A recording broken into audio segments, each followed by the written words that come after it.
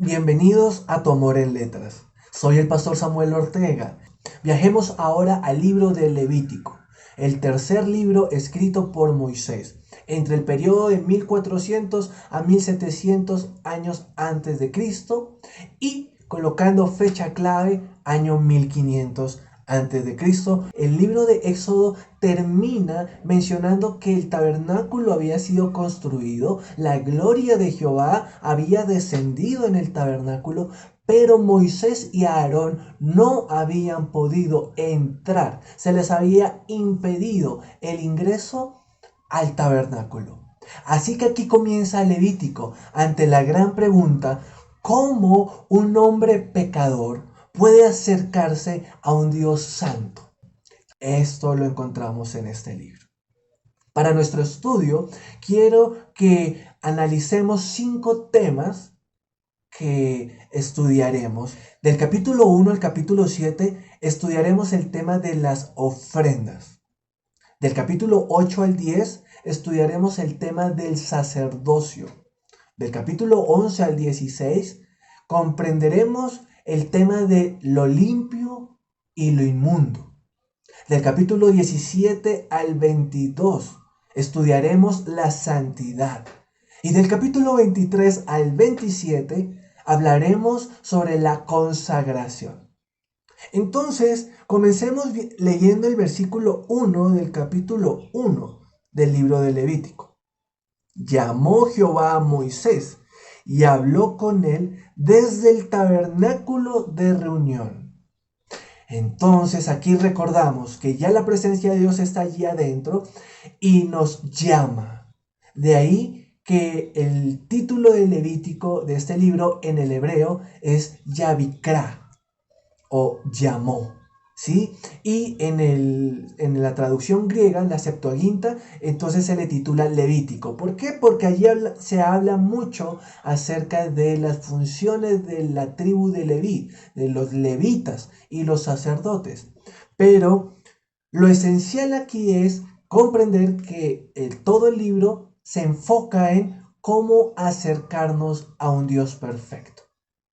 Comenzamos estudiando esta enseñanza a partir del tema número 1, las ofrendas. Encontramos en los primeros 7 capítulos 6 ofrendas que se le presentan a Jehová. La primera ofrenda es la ofrenda de holocausto. ¿Y por qué es necesario los holocaustos o las ofrendas ante Dios? Porque justamente estos elementos y estas ofrendas van a ser un tipo de la imagen de Cristo. Cada una de estas ofrendas nos trata de ilustrar y mostrar y enseñar acerca del carácter, la obra y la vida de nuestro Señor Jesucristo. Todo esto fue organizado y establecido por Dios allí en la antigüedad, 1500 años antes de que viniera Jesucristo, para que pudiéramos conocer y comprender lo que era el sacrificio de nuestro Salvador. Y la ofrenda de holocausto era un sacrificio que se hacía en el altar de bronce. Y allí se ofrecía algún animal puro. Habían 5 animales allí que se mencionan en el capítulo 1, que eran los que se podían presentar para la ofrenda de holocausto. Pero todos eran animales domésticos, considerados puros. Animales que no eran carnívoros, que no eran cazadores. ¿Por qué esas características? Porque ellos representan el carácter de un Cristo sumiso, obediente, que se ofrece voluntariamente como sacrificio para nosotros poder acercarnos a Dios. Esto es la ofrenda de holocausto, ¿sí? Y esta ofrenda debía ser sacrificada, debía ser quemada, y este acto era una ofrenda de olor grato para Dios. Era un olor agradable para Dios. ¿En qué sentido olor agradable? Pues este humo subía y era una forma de satisfacción o de aceptación por parte de Dios, para que el ser humano se pudiera acercar a Él. ¿Por qué esta forma simbólica de expresarse y de celebrarse ofrenda en la antigüedad, porque era un acto en el que el hombre que traía la ofrenda reconocía su necesidad de Dios y la necesidad de su perdón y su anhelo de querer acercarse a un Dios santo. Entonces encontramos maravillosamente que esta ofrenda de holocausto nos recuerda que Cristo es nuestro sustituto. Sustituto. El inocente muriendo por el culpable. La oveja inocente muriendo por el culpable. Asimismo, Cristo, nuestro sustituto. Nosotros merecíamos morir, pero Él muere por nosotros. Él es el inocente que muere por el culpable, para que nosotros los pecadores podamos tener acceso a Dios. La segunda ofrenda que aparece allí es la ofrenda de granos y aceites, en el capítulo 2. Estas ofrendas nos hablan acerca de la vida humana, agradable y perfecta de Cristo como ofrenda para Dios Padre. Sí, estas ofrendas del capítulo 2 eran ofrendas de grano, ¿sí? Eran ofrendas de flor de harina, ¿sí? Que habla acerca de una harina pura, sin grumos, ¿sí? Que habla de la limpieza, habla de no corrupción. Todo esto nos va hablando y nos va mostrando un poco acerca de quién sería el Mesías, quién cumpliría el perfil perfecto para ser el sustituto y ser la ofrenda que Dios aceptaría. Todas estas ofrendas eran un acto de acción de gracias ante Dios. Y nos recuerda que Jesucristo se presentó ante Dios Padre. Y nosotros debemos dar gracias a Dios por esa vida entregada en la cruz del Calvario. La vida del Hijo de Dios. La vida perfecta, sin error, sin mancha y sin pecado. Ofreciéndose voluntariamente por ti y por mí. La tercera ofrenda es la ofrenda de paz.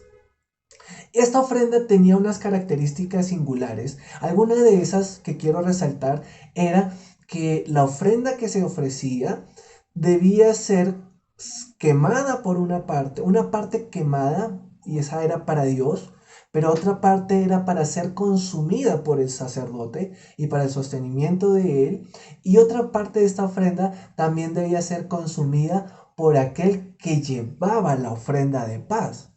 Así que aquí nos podemos imaginar al sacerdote, a los levitas, teniendo comunión con aquel que traía la ofrenda. Y entonces esta ofrenda de paz nos habla de comunión. Comunión entre Dios y entre los seres humanos. Dios no simplemente quiere seguidores. Él quiere tener comunión contigo y conmigo. Y eso lo hace a través de la paz. Por eso esta ofrenda de paz es tan significativa, porque nos recuerda que Jesús es nuestra paz. La palabra de Dios enseña que en Cristo encontramos paz para con Dios, pero no solamente para con Dios, sino que también dice allí en el Nuevo Testamento que a través del sacrificio de Jesús y de la obra en la cruz, Dios ha reconciliado al ser humano, no solo con Dios, sino también entre los seres humanos, tanto el judío como el gentil, que eran dos pueblos en enemistad, se constituyen ahora un solo pueblo. Habla de comunión. Así que cuando estudiamos allí la ofrenda de paz, tenemos que reflexionar en la comunión que Dios desea con su pueblo y entre el pueblo. Amén. La cuarta ofrenda que encontramos es la ofrenda por el pecado, en el capítulo 4. Y allí se acentúa acerca de las ofrendas que se ofrecían cuando el hombre o la mujer o el sacerdote de manera involuntaria pecaba. ¿Sí? Entonces esto nos habla de la naturaleza pecaminosa que nosotros tenemos y cómo Dios nos muestra un camino que es a través de las ofrendas por el pecado, que podemos presentar para reconocer nuestra falta, para reconocer ese error que por desconocimiento cometimos. ya que hay muchos pecados que nosotros cometemos debido a nuestra naturaleza pecaminosa. Aquí este cuarto tipo de ofrendas se acentúa en eso. Tenemos una naturaleza pecaminosa, tanto el pequeño como el grande, y de ahí la importancia de presentar ofrenda por el pecado. Gracias a Dios, porque ahora nosotros, los que vivimos después de que vino Jesucristo, podemos aceptar y podemos a través del sacrificio de Cristo tener esa ofrenda como la ofrenda perfecta por el pecado de nuestra naturaleza pecaminosa. Ahora, la quinta ofrenda que encontramos allí, de capítulo 5, capítulo 6, es la ofrenda por la culpa. Entonces, esta otra ofrenda nos habla más acerca de esos pecados que cometemos intencionalmente, pero que nos arrepentimos. Y entonces traemos aquel sustituto por nuestras transgresiones y reconocemos que actuamos mal y reconocemos que hemos ofendido a Dios y presentamos una ofrenda, recordando que aquí no era simplemente de, yo tengo muchas vacas, mucho ganado, voy a ofrecer deliberadamente ofrendas. No, la intención de las ofrendas que se presentan aquí, todas, es invitar al pecador a reconocer su error y poder reflexionar en cómo el inocente sufre por el culpable. Y que eso nos lleve a la reflexión de un cambio de vida, de un arrepentimiento genuino. Y por ello, la ofrenda por la culpa nos muestra otras áreas del carácter de Cristo y de su obra en la cruz del Calvario, ya que Cristo no solo muere por nuestros pecados que hemos cometido anteriormente, por nuestra naturaleza pecaminosa, sino por los que después de conocer a Cristo cometemos y que tenemos que tener cuidado, porque dice la palabra del Señor que después de conocer a Cristo, si seguimos pecando deliberadamente, ya no hay más sacrificio para nosotros. Pero gracias a Dios por Jesús, porque aunque fallemos, si luchamos contra el pecado y nos arrepentimos de nuestras transgresiones y anhelamos realmente mantener la comunión con Dios, con un Dios santo, entonces a través de la ofrenda de Cristo, su sacrificio en la cruz del Calvario, como ofrenda por la culpa de nosotros, podemos acercarnos a ese Dios santo. Si no lo hacemos a la manera de Dios, morimos. Y ese es el llamado de la santidad de Dios. Porque la santidad de Dios es como el sol. El sol no es malo en sí mismo, pero su fuerza y su poder puede hacer destrucción y puede causar la destrucción de un elemento más débil que se acerca al sol. Asimismo, ante Dios, no es que Él nos destruya, es que nosotros mismos en el intento de acercarnos a un Dios santo seríamos consumidos y seríamos destruidos. Pero para evitar ello, Dios empieza a establecer un puente para acercarnos a ese Dios santo. Por eso el libro de Levítico se enfoca en el llamado de santidad que Dios hace a su pueblo, a ti, a mí, desde el santuario, desde el tabernáculo. La sexta ofrenda que la encontramos en la ofrenda de consagración. Veamos por un momento el capítulo 7, verso 37 al 38. Allí dice, esta es la ley del holocausto, de la ofrenda, del sacrificio por el pecado, del sacrificio por la culpa, de las consagraciones y del sacrificio de paz. Allí resume todos los sacrificios y las ofrendas de las que hemos estado hablando. En el verso 38 dice, lo cual mandó Jehová a Moisés en el monte de Sinaí el día que mandó a los hijos de Israel que ofreciesen sus ofrendas a Jehová en el desierto de Sinaí. La sexta ofrenda, que es la ofrenda de consagración, nos va a dar apertura al segundo tema, que es el tema del sacerdocio. Las ofrendas de consagración eran aquellas que se presentaban para consagrarlo en su oficio sacerdotal y para consagrar los objetos, los muebles y el santuario de Dios.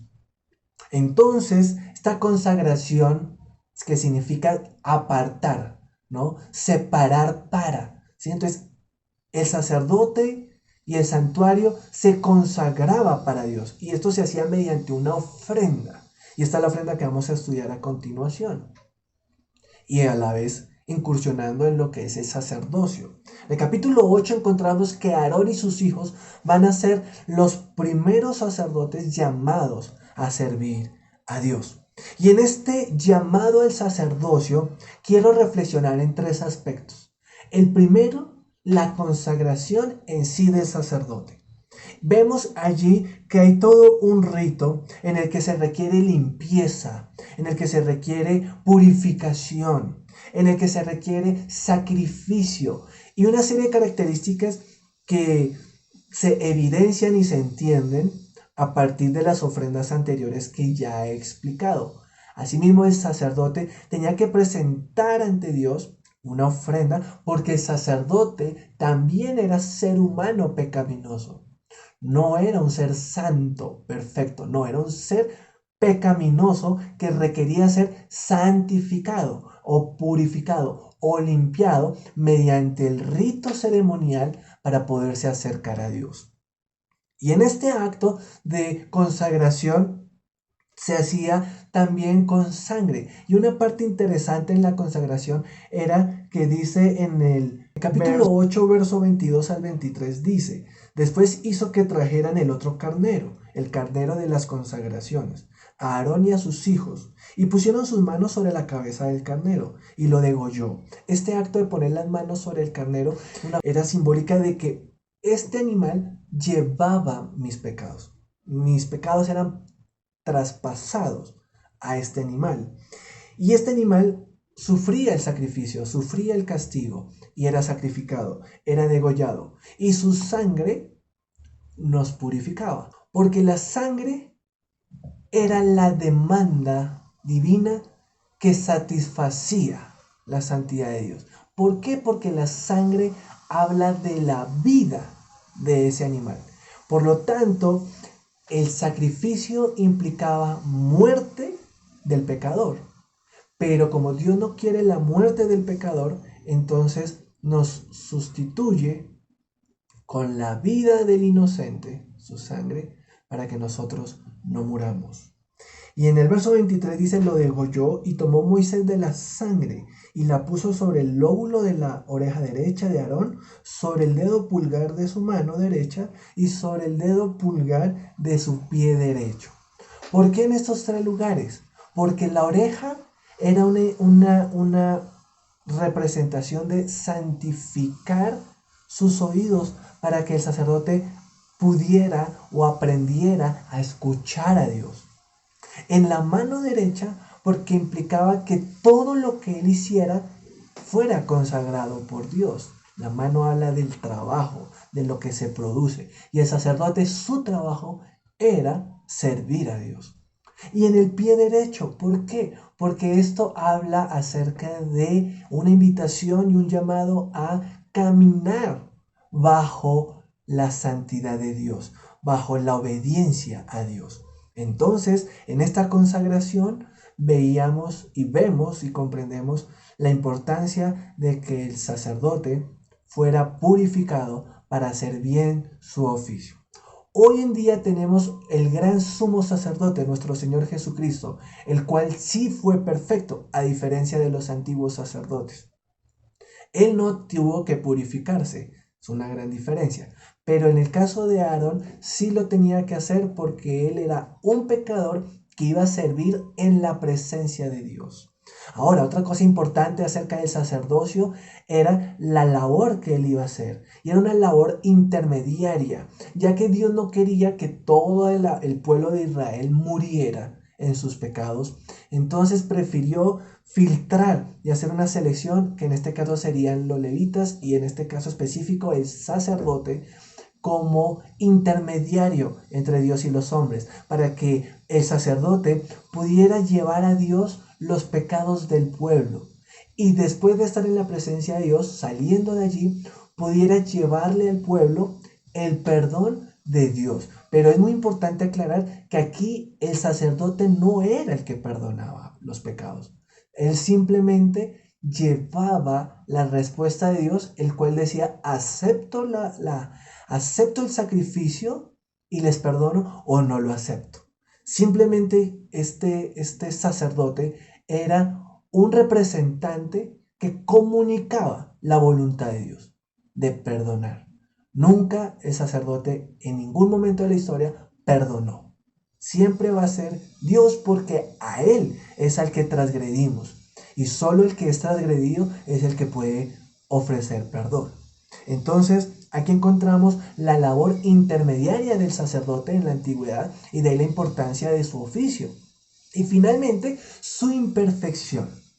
Entonces, podemos ver en el capítulo 8, 9 y 10 cómo esta primer familia, Aarón y sus hijos, serán los primeros escogidos para Dios, lo querrán hacer bien para Dios, pero en su imperfección, sus dos hijos, que lo menciona en el capítulo 10, Nadab y Abiú, en su imperfección no siguieron los ritos ceremoniales. Por consiguiente, fueron muertos por la presencia de Dios. En el capítulo 10, verso 1, dice allí que esos dos hijos de Aarón tomaron fuego extraño que Dios nunca les mandó, y por eso salió fuego de delante de Jehová y los quemó y murieron delante de Jehová. No es que Dios quisiera matarlos, es que había una ley que se debía cumplir y ellos lo incumplieron, ellos fallaron. Y podríamos decir, qué triste saber que los primeros que estuvieron haciendo el ejercicio fracasaron. Sí, por ello es que hoy en día podemos dar gracias a Dios porque tenemos un sumo sacerdote perfecto ante Dios Padre y a través del cual nosotros podemos hallar presencia de Dios. Porque el único intermediario y el único intercesor entre Dios y los hombres es Jesucristo. Así lo dice la palabra del Señor en el Nuevo Testamento. No hay nada ni nadie que pueda hacer esa función hoy en día. Como intermediario, como intercesor, nadie. Solo Jesucristo. En ese tiempo, Dios se permitió usar vasos imperfectos, sacerdotes humanos, los cuales algunos lo lograron hacer bien y otros, como en el caso de Nadab y Abiú, no lo hicieron bien y murieron. ¿Por qué murieron? Porque se acercaron a ese sol, que no era que los quisiera matar, pero su fuerza y su poder es incontenible si no hay algo que nos cubra, un sacrificio, una piel como en el tiempo de Adán y Eva, o una sangre, un sustituto de nosotros. Así que con esto pasamos ahora al tercer tema de Levítico, que es muy importante. Lo encontramos del capítulo 11 al 16 y vamos a hablar acerca de lo que es limpio y lo que es inmundo. Allí en este texto, desde el capítulo 1, empezamos a ver una minucia de selección de animales que en el texto levítico menciona algunos como animales puros y otros como animales impuros. O otra forma de decirlo es animales limpios y animales inmundos. La pureza se relaciona con la limpieza. Y esto se relaciona con la santidad. La santidad. Santidad, limpieza, pureza. Van relacionados en este libro. Por consiguiente, lo contrario a santidad es pecaminosidad. Lo contrario a la limpieza es la inmundicia. Y lo contrario a la pureza es la impureza. Por eso, ¿qué es lo que se busca a través de esta lista de animales?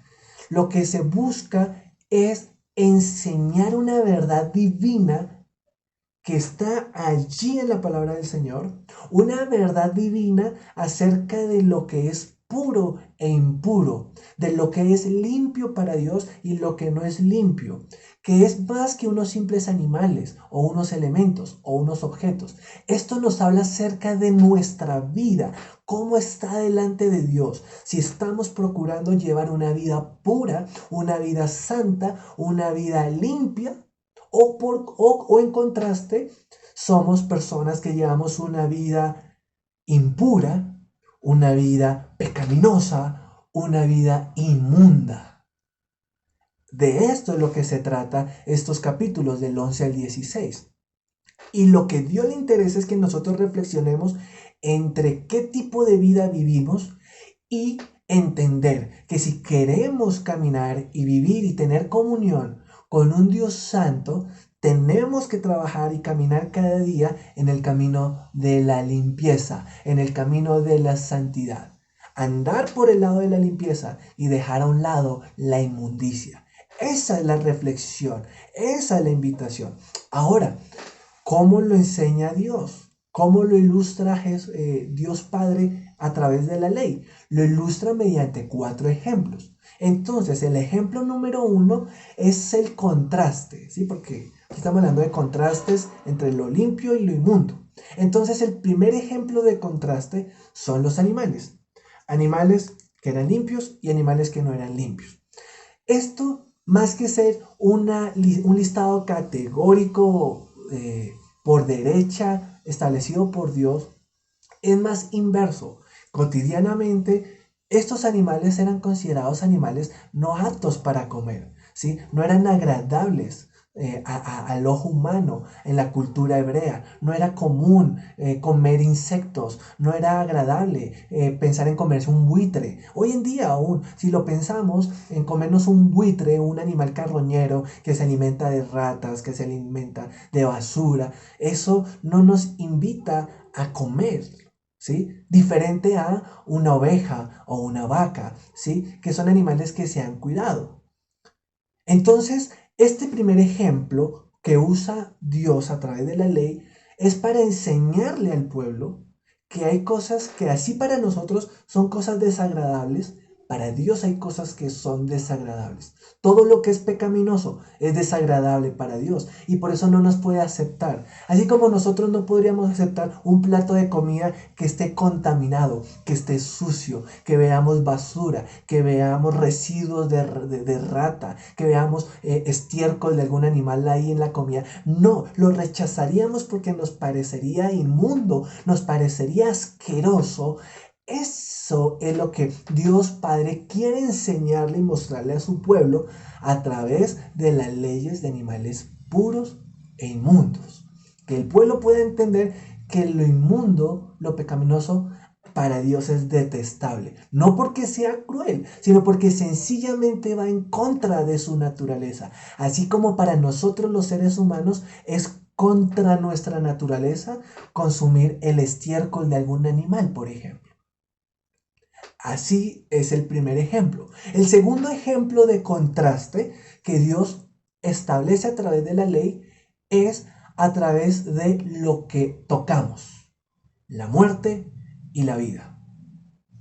El anterior era lo que comíamos, un contraste entre lo que comemos, animales limpios y animales inmundos. El segundo ejemplo de contrastes es mediante lo que tocamos. Entonces hay cosas inmundas que tocamos y nos contaminan y hay cosas limpias que no nos contaminan. De ahí la muerte, cualquier elemento relacionado con la muerte estaba contaminado. ¿Por qué? ¿Por qué con la muerte? Porque la muerte naturalmente se relaciona con contaminación, con bacterias, con cosas que nos afectan, ¿cierto? Hay cosas en los cadáveres que nos pueden contaminar respiratoriamente, que nos pueden contaminar físicamente, en el tacto, en la piel, en el ojo, ¿sí? Entonces, este es el segundo ejemplo de contrastes. Por eso en la ley no se permitía tocar nada que estuviera relacionado con la muerte y si se tocaba se quedaba contaminada la persona y debía emitir un camino de purificación. El tercer ejemplo que Dios usa para que entendamos que Él no acepta lo contaminado ni lo inmundo es los fluidos corporales. Los fluidos corporales. Entonces, esto nos habla acerca de lo que somos, ¿sí? Cuando en el capítulo 12 vemos acerca de las purificaciones de la mujer después del parto. Y entonces todo lo que son fluidos corporales, sangre, saliva, semen y diferentes fluidos que vinieran del cuerpo humano generaban y simbolizaban contaminación, en especialmente los fluidos que se relacionaban con la concepción y el nacimiento, ya que estos recordaban y hacían memoria en el acto del nacimiento, que es maravilloso, un acto de vida, pero a la vez allí se hacía memoria de nuestro pecado original, de aquel pecado con el que nacemos todos los seres humanos. Entonces, por ello, todo lo que eran fluidos corporales se relacionaban con contaminación y se requería hacer un proceso de limpieza o purificación. El cuarto ejemplo que Dios usa en la ley para enseñarnos acerca de diferenciar lo limpio de lo inmundo o puro e impuro va a ser el ejemplo de las enfermedades. Y entonces va a mencionar aquí enfermedades que adquiere el ser humano, como por ejemplo la lepra, ¿sí? Y entonces va a referir la enfermedad como contaminación y la sanidad como limpieza, ¿cierto? Asimismo, lo que te relacionaba con enfermedades sobre objetos, como por ejemplo el moho. Si el moho es una bacteria, es una enfermedad que se puede impregnar en una madera, en un objeto, ¿sí? Y que requiere, en una piedra, por ejemplo, en una casa, aparece allí, y que requiere ser procesado, requiere ser limpiado, purificado. Entonces, todos estos cuatro ejemplos nos habla y nos invita a dejar lo inmundo y caminar hacia lo santo, hacia lo puro, hacia lo que es limpio y agradable para Dios. Esa es la invitación de Dios. Claro, Dios permite unas ofrendas para acercarnos a Dios, pero también demanda de nosotros caminar en la santificación, en la purificación cada día, tratando de hacer las cosas mejores, alejándonos de lo inmundo y acercándonos a lo santo. De eso se trata este tercer tema, de cosas limpias e inmundas. Ahora, para cerrar esta parte del tema 3 del limpio e inmundo, el texto en el capítulo 16 nos va a llevar a el día de la expiación. Un día en el que el ser humano se presenta en arrepentimiento, en dolor y en luto por su transgresión, por sus pecados, y trae una ofrenda a Dios. Primero el sacerdote tenía que llevar, dice ahí en el capítulo 16, en el verso 3 dice, entrará a Aarón en el santuario con un becerro para expiación y un carnero para holocausto, ¿sí? Entonces el sacerdote en el día de la expiación, él tenía que primero presentar una ofrenda a Dios por su pecado. Y después llevaba dos machos cabríos para representar y para expiar los pecados de todo el pueblo. Y este día de la expiación es un acto muy profundo y con mucho significado. Estos sacrificios que hacía el sacerdote debía escoger, en el caso de los machos cabríos, eh, tomar los dos machos cabríos, ¿sí? Y matar a uno como ofrenda a Jehová, y el otro lo debía dejar libre para que se fuera hacia el desierto. ¿Y esto qué representaba? Esto representaba que Cristo es nuestra expiación, Él es nuestro sacrificio perfecto que nos expía, que nos limpia de nuestros pecados, que cubre nuestra maldad. De eso se trata el tema de la expiación, de ser limpiados, de ser purificados. Mira cómo se conecta el tema de la limpieza y la inmundicia con el día de la expiación. Por eso todo este tema 3 se cierra allí con el día de la expiación, porque Dios desea que nosotros seamos purificados y limpiados. Y hay cosas que nosotros podemos hacer y debemos hacer, pero hay otras cosas que no podemos limpiarnos. Necesitamos de un sacrificio que expíe nuestras culpas, nuestras transgresiones, y ese es Jesucristo. Y en este acto de los dos machos cabríos tenía un simbolismo muy profundo. Por una parte, uno de los machos cabríos era sacrificado. Entonces, el sacrificio expiatorio. Pero por otra parte, el otro chivo era dejado, en libertad. Era llevado hacia el desierto. Este es el que se le conocerá como el chivo expiatorio, porque él lleva en sí los pecados del pueblo, y los pecados eran sacados de la comunidad, eran llevados al desierto. Y esto nos habla de Jesucristo, aquel precioso Salvador que fue sacado de la ciudad, muerto en una cruz a las afueras, y llevó, como lo dice el profeta Isaías, llevó nuestros pecados, nuestras transgresiones y nuestros dolores. Ciertamente Él los llevó por ti y por mí. Y a través del sacrificio podíamos ser limpiados. Pero no solamente se debía sacrificar el animal, se debía tomar la sangre y se debía ingresar al lugar santísimo. Y eso era algo que solo lo podía hacer el sumo sacerdote, el sacerdote. Y lo podía hacer una vez al año. Y podía entrar a la presencia de Dios y ofrecer la sangre. La sangre de este sacrificio se ponía en el arca del pacto. ¿Recuerdan allí cuando estudiamos en Éxodo?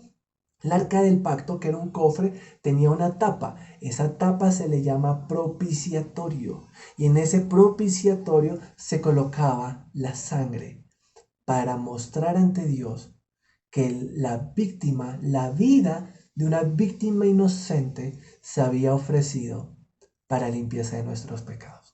Y Dios la aceptaba.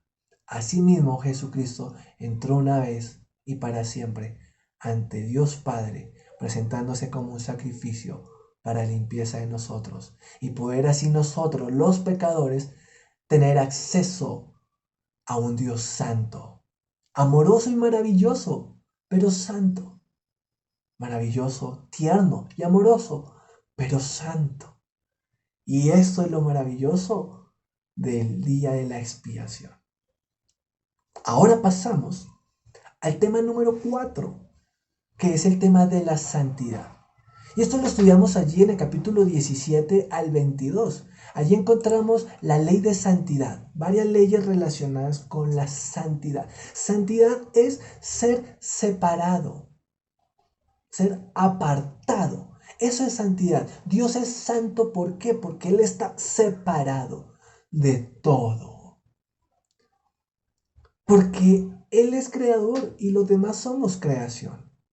Porque el pecado contaminó toda la creación, pero no al creador. Así que Él está apartado. Él no se separó de nosotros porque quisiera. Nosotros fuimos separados de Él por causa de nuestro pecado. Por eso Él es santo. Y esta palabra santo es tan relevante en el libro de Levítico. Más de 80 veces se menciona. Y Dios nos invita, sed santos porque yo soy santo, dice el Señor. Entonces, estas leyes que encontramos aquí, del capítulo 17 hasta el 22, lo que van a buscar es enseñarnos sobre la santidad. ¿Cómo vivir la santidad de Dios? Ahora ya que tenemos acceso a Él y comunión con un Dios santo, Él quiere que nosotros vivamos en santidad y caminemos en santidad. Y esto implica que su santidad se debe reflejar en todas, ojo con esto, en todas las áreas de nuestra vida. Y aquí entran estas leyes de santidad. Unas leyes que implican incidencia en todas las áreas de nuestra vida. Así que viajemos por estos capítulos. En el capítulo 17 encontramos una devoción santa. Las ofrendas debían ser solo para Dios y por eso no se debían ofrecer sacrificios en otros lugares que no fueran el santuario, para evitar que el pueblo ofreciera sacrificios de animales a otros dioses que no fuera el único Dios verdadero. Esto nos invita a nosotros a que debemos vivir una devoción santa, una vida consagrada para Dios. En el capítulo 17 también vemos la prohibición de comer sangre, de tomar sangre y de consumir alimentos con sangre. Esto nos habla de la vida es santa. No solo la devoción santa, ahora nos va a enseñar que la vida es santa. Hoy en día lo conocemos como la vida es sagrada, pero esto viene de acá, de Levítico capítulo 17. La vida es santa. Recuerden, la sangre simboliza la vida del animal o la vida de la persona.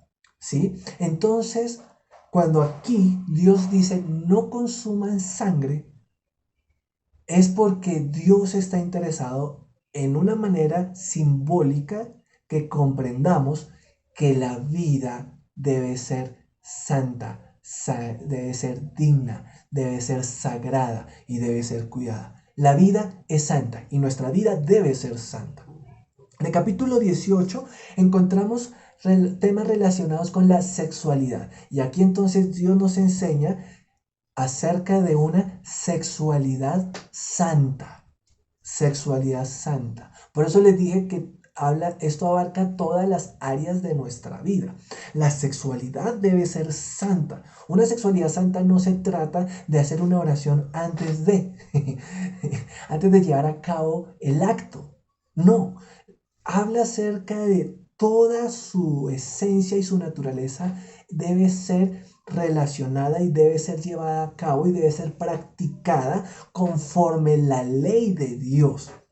En el capítulo 19 vemos sobre el tiempo. Aquí nos habla acerca de los días de reposo que deben ser guardados. Y aquí tenemos que recordar que el tiempo debe ser santo.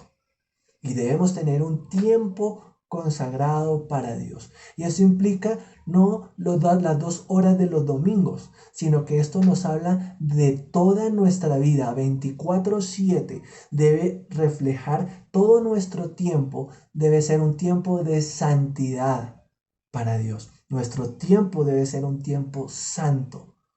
Mientras trabajamos, debe ser santo. Mientras dormimos, debe ser santo. Cuando vamos a la iglesia, debe ser santo. Y cuando entendemos el valor del tiempo santo, cada vez que tengamos oportunidad de acudir a las cosas espirituales, como una asistencia a la iglesia o una conexión virtual, vamos a procurar hacerlo porque sabemos que el tiempo es santo. El tiempo santo no nos habla de restar horas, nos habla de sumar horas para Dios. Así que cuánto de tus 24 horas, 7 días a la semana, cuánto tiempo estás conectado con Dios.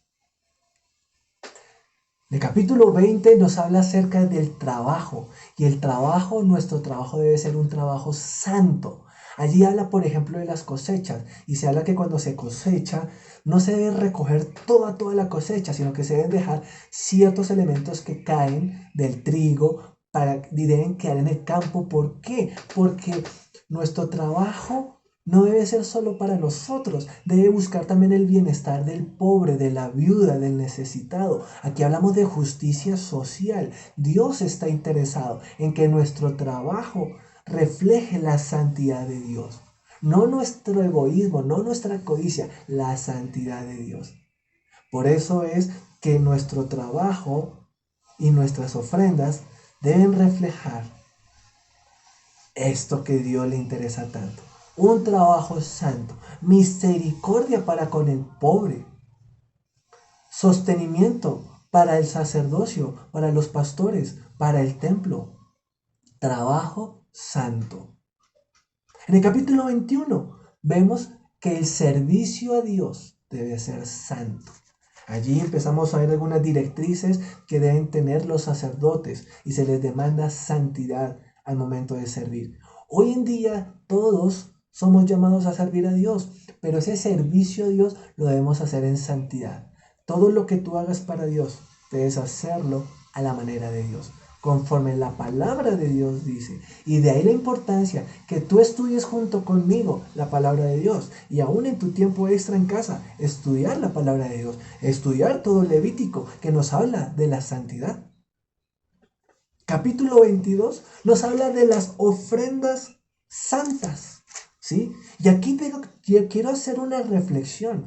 En el capítulo 22 nos habla de que si hay ofrendas santas, quiere decir que pueden haber ofrendas impuras, ofrendas inmundas, ofrendas contaminadas. Así que aquí la reflexión es que cuando tú le ofreces a Dios algo, tienes que ofrecerlo bien, tienes que ofrecerlo con excelencia, como lo hizo Abel, ofreciendo lo mejor. ¿Cuál fue el problema entre Abel y Caín? Esencialmente, si vamos al texto en su literalidad, el problema fue que Abel ofreció lo mejor de su ganado. Caín no.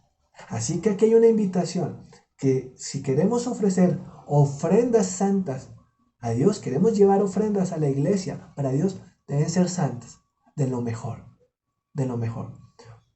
Porque dentro del alfolí nadie ve, nadie sabe, pero Dios sí ve. Y Dios sabe, tú qué pusiste, qué depositaste, qué de la canasta del amor, qué llevaste. ¿Fue lo mejor o era lo que te sobraba? Y aprendamos desde la ley. Pueden leer todo el capítulo 22 sobre la santidad de las ofrendas y aprender que Dios demanda ofrendas santas. Y ahora llegamos al quinto tema, el tema de la consagración. Y este lo encontramos entre el capítulo 23 hasta el capítulo 27. Y en el tema de la consagración que recuerdo es cuando alguien o algo es escogido y apartado para Dios. Eso es consagrar, ¿sí? Entonces, esa persona o ese objeto que es consagrado para Dios, hablamos de la consagración. Lo interesante de este texto, de estos últimos capítulos, es que la consagración no es solamente el sacerdote y no es solamente el santuario. Vamos a encontrar que aquí hay una consagración de todo el pueblo. Y aquí aprendemos varias cosas. Y en el tema de las consagraciones encontramos diferentes fiestas y temas relacionados con esto. Comenzamos encontrando en el capítulo 23, por ejemplo, que en el verso 3 dice: 6 días se trabajará, mas el séptimo día será de reposo. Entonces, lo primero que encontramos aquí en el tema de la consagración era el Shabbat. El Shabbat era un día consagrado para Dios, un tiempo apartado. Hoy en día nosotros no consagramos un día, consagramos toda la semana para Dios. Todos los días son consagrados para Dios. Pero cuidado, no saquemos esa excusa para decir: bueno, como todos los días son para el Señor, entonces yo puedo estar toda la semana sin ir a la iglesia. Yo puedo estar toda la semana sin estar orando. Cuidado, no seamos livianos en la interpretación del texto, porque el texto nunca está diciendo eso. Al contrario, en la libertad que tenemos hoy, que ya no es un día, deberíamos dedicar más tiempo que las 24 horas que dedicaban los israelitas en el tiempo antiguo para Dios. Y acá hay una invitación desde el Shabbat a que aprendamos a dedicarle tiempo de calidad a Dios. A veces ni siquiera podemos conectarnos a una hora en la semana porque estamos muy ocupados. Tenemos que evaluar nuestras prioridades y sentarnos con Dios, no con el pastor, con Dios, y considerar realmente cuál es el principio que hay en la enseñanza del día de reposo y en qué estamos fallando. De todo lo que hemos estudiado, quiero hacer un énfasis aquí, que lo aprendía de la siguiente manera. Todo este texto de Levítico es como un grano que tiene una cobertura. Toda semilla, la mayoría de semillas, hay semillas que tienen un grano que produce fruto, pero ese grano está recubierto por un caparazón, por una cáscara, ¿sí? Así pasa con todos o con la mayoría de granos. La cáscara es todas estas leyes que estamos viendo: ritos, acciones, ofrendas, animales, sangre. Sí, ese es el caparazón. Lo que me interesa y lo que a Dios le interesa del estudio levítico no es el caparazón. Por eso pueden haber cosas que tú no entiendas y no son tan esenciales como: ¿y por qué la lavaba? ¿Por qué los intestinos se sacaban? ¿Cierto? Eso es el caparazón. Pero lo que debemos guardar en nuestro corazón es el grano que está dentro del caparazón. ¿Qué quiere decir eso? El grano es el principio que hay detrás del rito, la enseñanza que hay detrás del rito, la verdad que está escondida detrás del rito o de la ley o de la instrucción. Así es con todo el Levítico. Y hago el énfasis aquí en el Shabbat. ¿Por qué? Porque es necesario dejar a un lado el caparazón. Son 24 horas, es el sábado, es el domingo, eso es el caparazón. Y mirar el principio y evaluarte.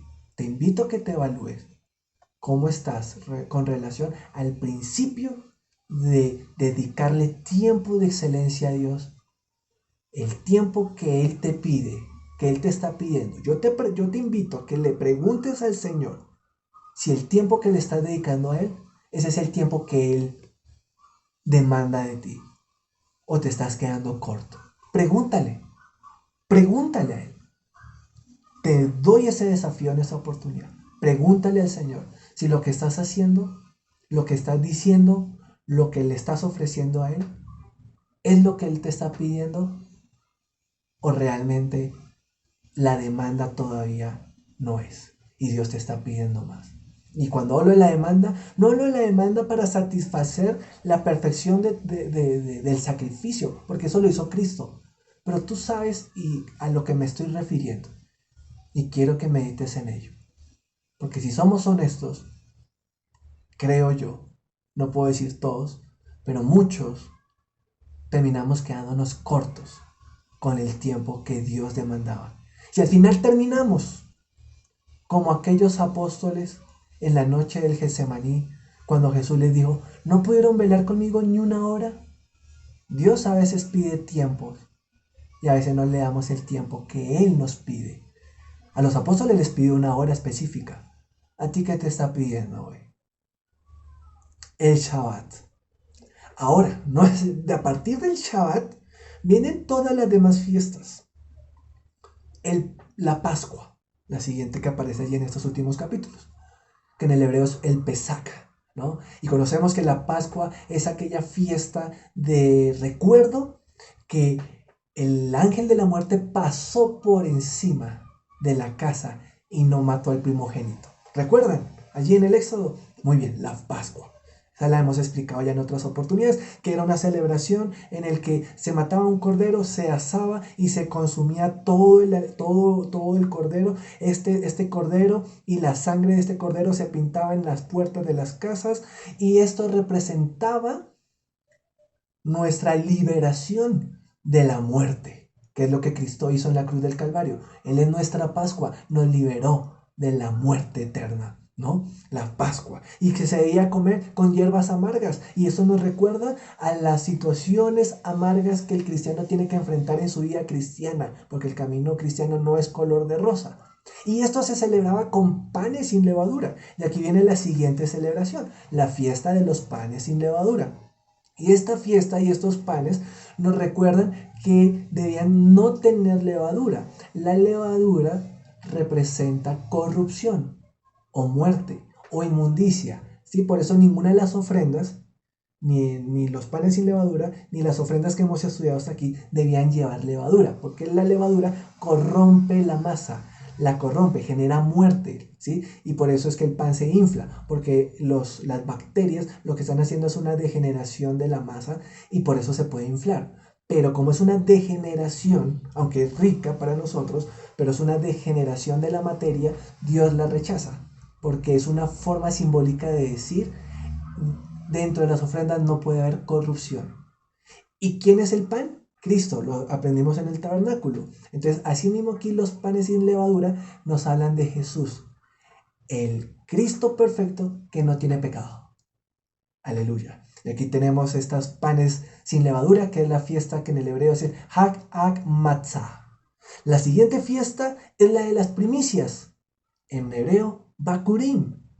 Y las fiestas de las primicias eran cuando la cosecha llegaba, se llevaba lo mejor y lo primer cosecha, los primeros frutos del campo se le llevaban al Señor, las primicias. Y la palabra del Señor nos enseña que Cristo es las primicias en la resurrección de los muertos, porque fue el primero que resucitó entre los muertos.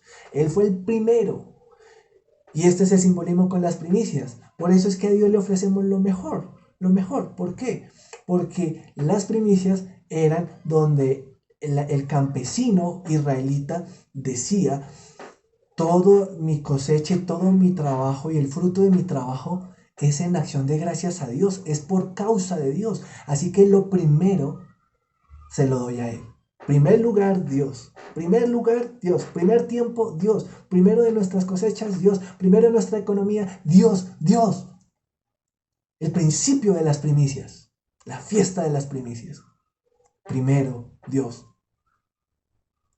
La siguiente fiesta, el Pentecostés o el Shavuot o fiesta de la cosecha. Para el pueblo de Israel recordaba que Dios les había dado la ley en el monte Sinaí. Eso es lo que se recordaba con la fiesta del Pentecostés. Que Pentecostés habla de 50. Penta de 5, Pentecostés de 50. Eran 50 días después o 7 Shabbats. ¿Sí? 7 por 7, 49, el día 50. Entonces era el Pentecostés. En el Nuevo Testamento, para la iglesia, el Pentecostés nos habla de la venida del Espíritu Santo. Entonces, para el israelita, el Pentecostés le recuerda la ley.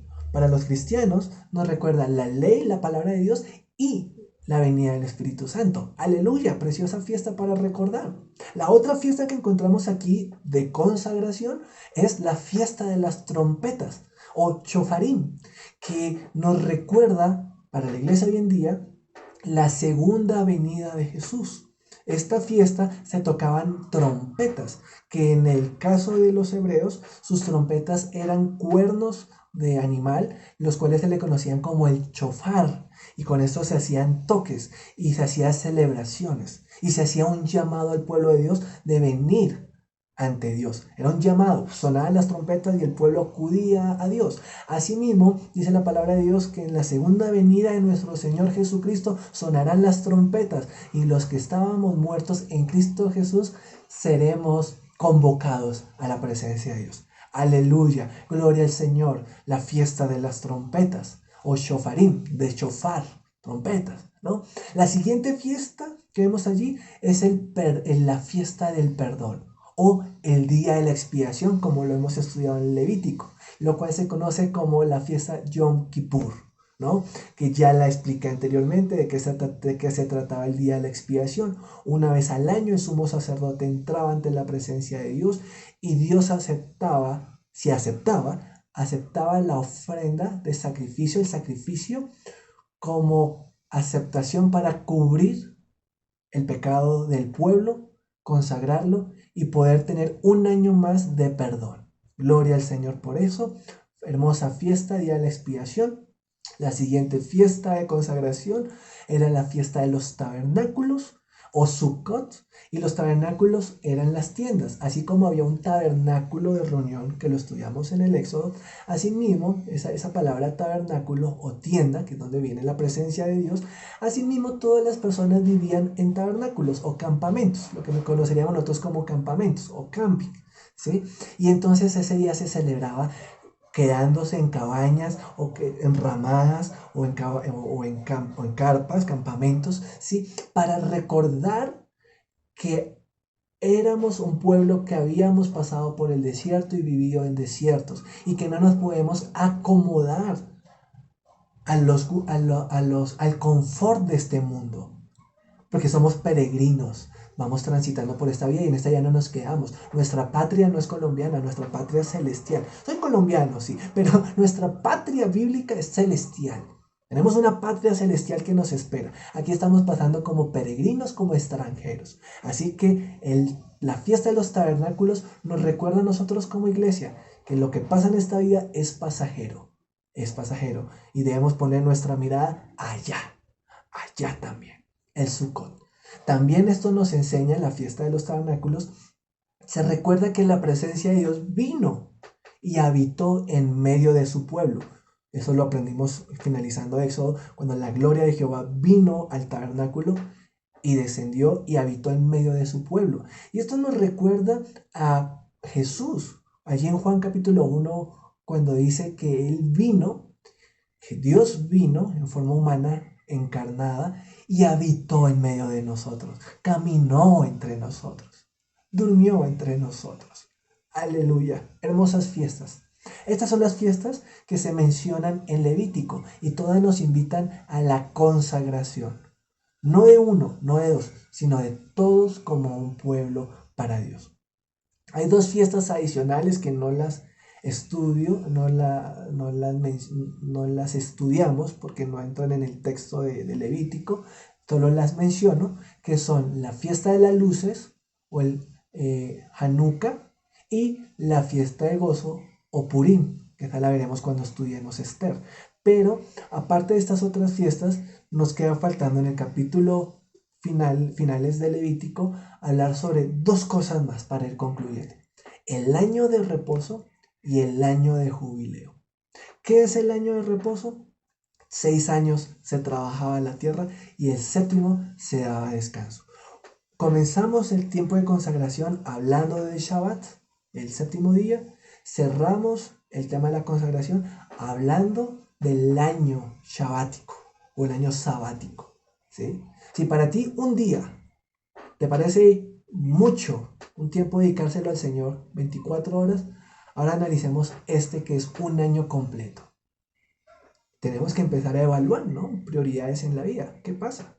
El Señor prometía que el sexto año tendría tanta bendición las personas que tendrían para sostenerse durante el séptimo.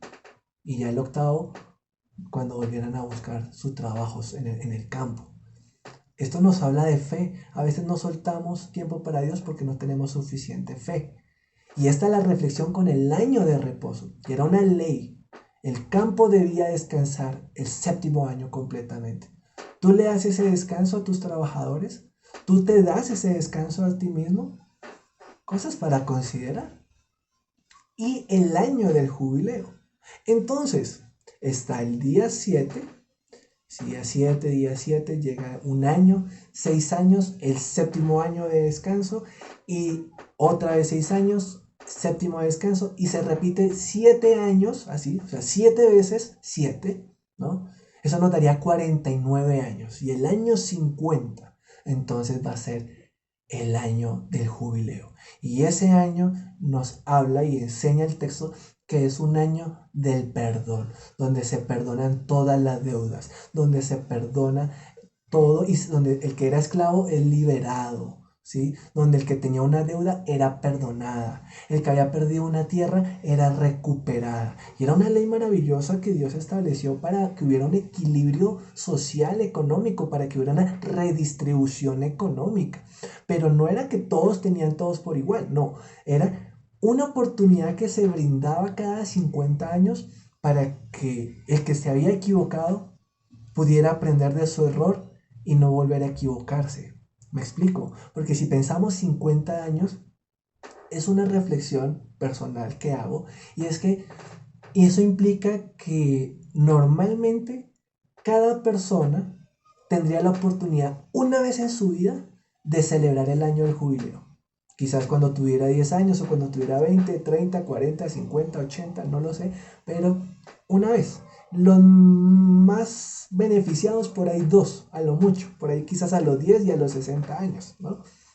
Pero al reflexionar en que en su mayoría la podrían experimentar una sola vez durante su vida el año del jubileo, esto me habla de una segunda oportunidad que Dios le ofrece a todos para que en lo económico, en lo administrativo, en lo financiero, podemos equivocarnos, podemos perder cosas, podemos perder una casa, podemos perder una tierra, podemos perder nuestra libertad. En ese tiempo se podía perder la libertad y venderse como esclavo, pero hay una segunda oportunidad que Dios da para que reflexionemos, para que recuperemos lo que perdimos y para que aprendamos.